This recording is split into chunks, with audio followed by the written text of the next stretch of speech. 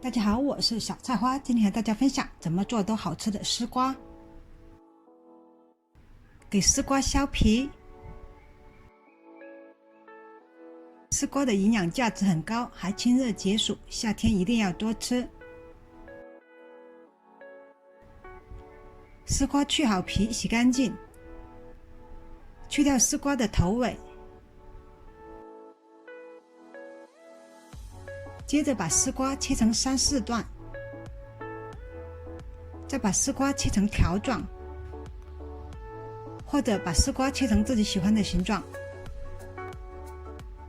把切好的丝瓜放到大碗中，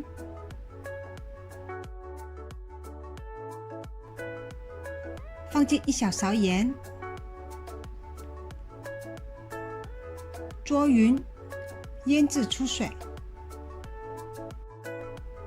丝瓜腌制出来的水倒掉，不要。准备1小把蒜，今天做一道蒜香丝瓜。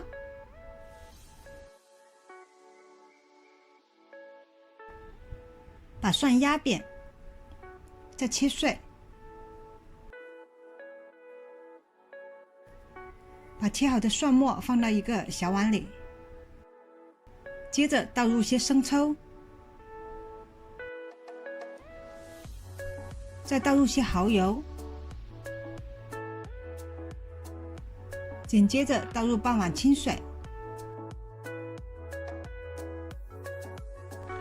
拌匀待用。另外拿来一个小碗，倒入些淀粉，再倒入些清水，拌匀待用。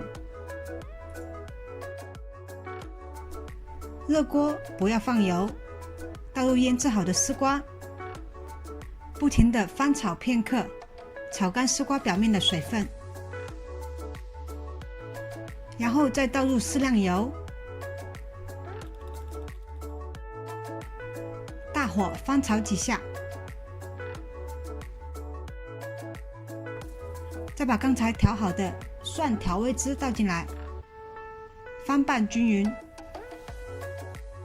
丝瓜煮至自己喜欢的软硬程度，出锅前倒入水淀粉，边煮边翻拌。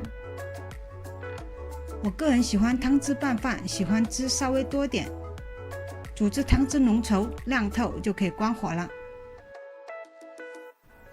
今天特别鲜美、做法简单又好吃的蒜香丝瓜就做好了。喜欢我的视频欢迎分享、点赞、关注。